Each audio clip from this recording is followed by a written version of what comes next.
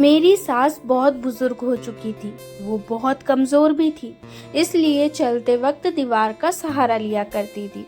ये बात तब की है जब हमने अपने घर में नई नई पुताई कराई थी। घर बहुत खूबसूरत लग रहा था, पर जब सास दीवार का सहारा लेकर चलती थी तो उनकी उंगलियों के निशान घर की दीवारों पर पड़ जाते थे। नई पुताई कराई थी, मकान भी खूबसूरत दिख रहा था, पर उंगलियों के निशान मुझे अब दाग जैसे लगने लगे थे।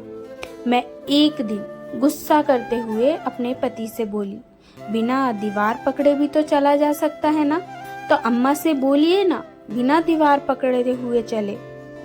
देखो ना, दीवारें कितनी गंदी हो गई है। ऐसा लग रहा है जैसे हमने सालों से पुताई नहीं कराई है। मेरे पति को भी ये बात सुनकर बहुत गुस्सा आया। उन्होंने जाकर अम्मा से कहा, माँ, आपके पास जो लाठी है आप इसको पकड़कर चला करो।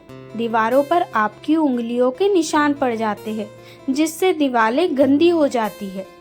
अब मेरी सास ने डर की वजह से दीवार पकड़ के चलना बंद कर दिया था।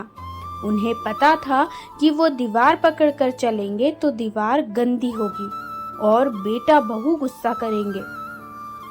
अब वो लाठी लेकर चलती थी, पर एक दिन फर्श पर पानी पड़े होने की वजह से लाठी और उनका पैर दोनों ही फिसल गया। सास का पैर टूट गया। सास को काफी चोट लगी।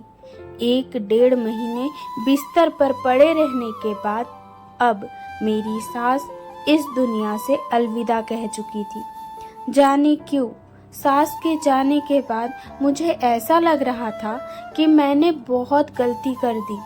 मैंने बहुत कुछ खो दिया। धीरे धीरे वक्त गुजरता गया।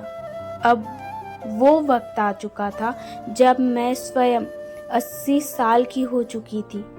मेरे बेटा और बहू पोती पोते के साथ मुझे भी अपने पास ही रखते थे।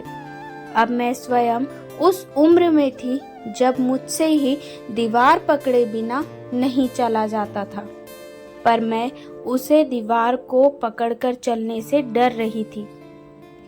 दीवार को पकड़कर चल पाने की मेरी हिम्मत नहीं हो पा रही थी। मैं लड़खड़ाते हुए पैरों से जैसे ही जमीन में उतरी, तभी मुझे एक हाथ ने थाम लिया। वो हाथ मेरी बहू का था।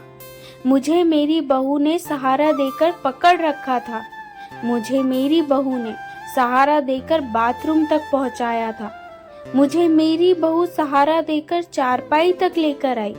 मुझे मेरी बहू ने हर वक्त चलने के समय सहारा दिया। मुझे कोई तकलीफ नहीं थी। मुझे मेरे बेटा बहू के साथ में पोता पोती भी सहारा देकर चलवाते थे और सहारा देकर ही चारपाई पर लिटा जाते थे। उस चारपाई पर लेटने के बाद मुझे घंटों नींद नहीं आती थी।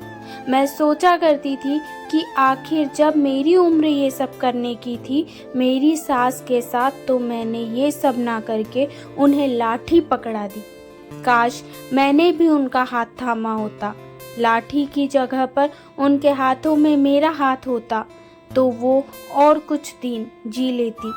काश पति से शिकायत करने की जगह उन्हें ही सास का हाथ थामने का बोल दिया होता।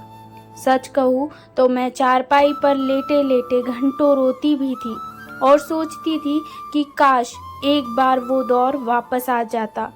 काश एक बार मैं भी अपनी सास का हाथ पकड़कर उसे कमरे से बाहर ला पाती। यूँ तो एक कहानी मात्र है जो एक माता, एक पिता और पुत्र की कहानी से संबंधित है। ऐसी कहानी वास्तविकता से भरी होती है। धीरे धीरे हम भी समय के साथ बूढ़े हो जाते हैं। आइए अपने बड़ों का ख्याल रखें और अपने बच्चों को भी यही सिखाएं। और हाँ, ध्यान रखें, देरी ना हो जाए, कहीं देरी ना हो जाए। कहानी पसंद आई हो तो वीडियो को लाइक करना ना भूलें।